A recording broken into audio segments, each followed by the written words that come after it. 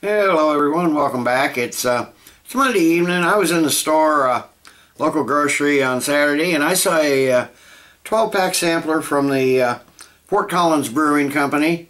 2 each of 6 beers, which is the way I think samplers should be. So I'm going to do, I don't know anything about them. I've seen their beers on the shelf before, but I've never seen this particular 12-pack sampler, and I figured that was pretty decent deal, so it's going to give me 6 new beers to try. So first one I'm going to do is the Rocky Mountain IPA. I went to their website. It says an IPA by definition is liberally hopped and higher in alcohol. We made Rocky Mountain IPA by dry hopping for an intense floral aroma and adding a generous helping of malt to create a backbone stable enough to support the characteristic bitterness of the beer. Comes in at 6.28% ABV, 80 IBUs, a little bit from the glass. It's a very strange label. There's this black elephant on there. I don't know what that's got to do with Rocky Mountains or IPAs. It says, massive floral aroma lures you in while hop bitterness and malty sweetness mingle in symmetry. After all, great balance is key when you're standing on only 3 legs.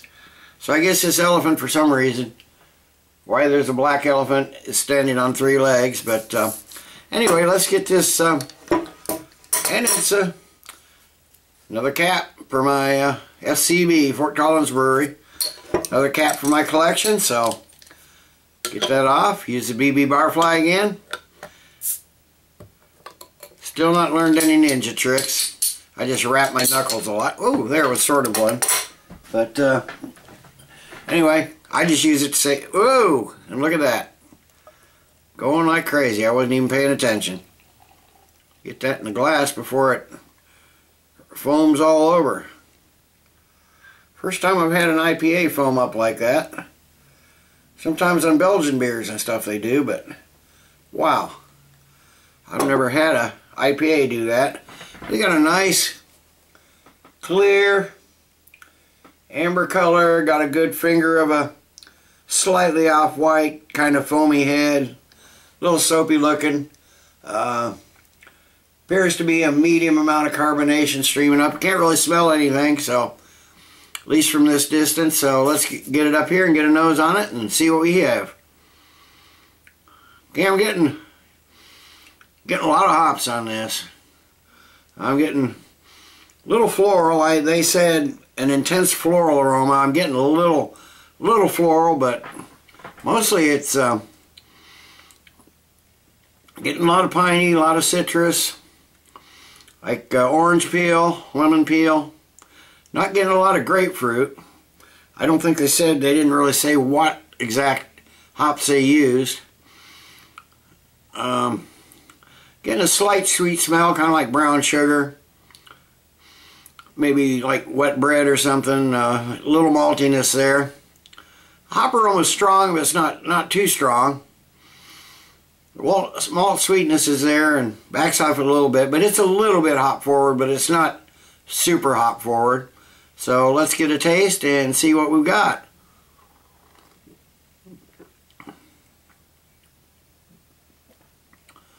I'm getting like floral hops and like that wet bread maltiness right up front.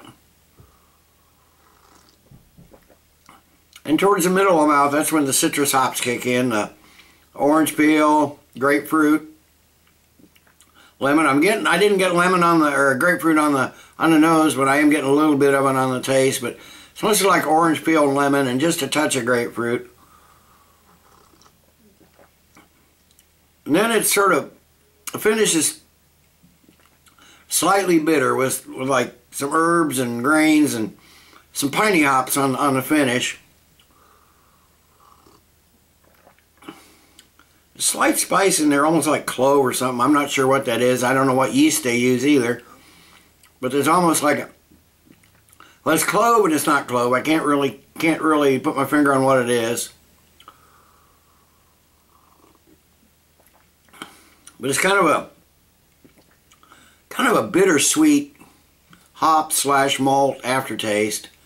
Good finish. It lingers a little bit.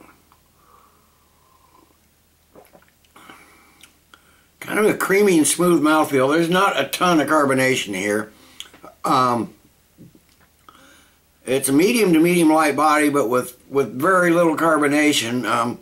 It feels fairly creamy and smooth. A little bit of oily feel left on the tongue too, so you can tell they have put quite a bit of hops in here.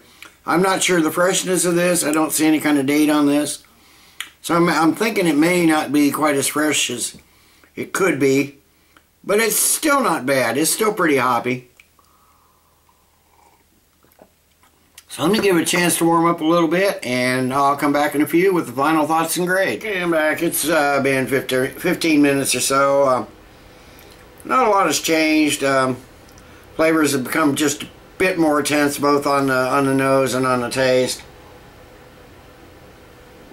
But it's still a nicely balanced beer. It's still a little hop forward, but it's nicely balanced between hops and malts.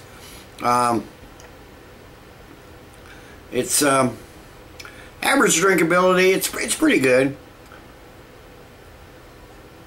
I certainly wouldn't turn it down if somebody offered me one. The flavor's just above average. The aroma and appearance are probably the strong points of it. Definitely worth a try though if you really like. If you're kind of a hophead or you just like IPAs. But it does have that balance of the hop bitterness and the caramel sweetness that I really like in an IPA. So I'm going to give this a good solid 7.5 out of 10. I think it's a good solid IPA. Nothing stellar. I mean, it's not bad, but it's not stellar either. So 7.5 for the Fort Collins Brewing Rocky Mountain IPA, and I'm still not sure what that black elephant's got to do with an IPA or the Rocky Mountains, but be that as it may, 7.5. Till next time, everybody, cheers.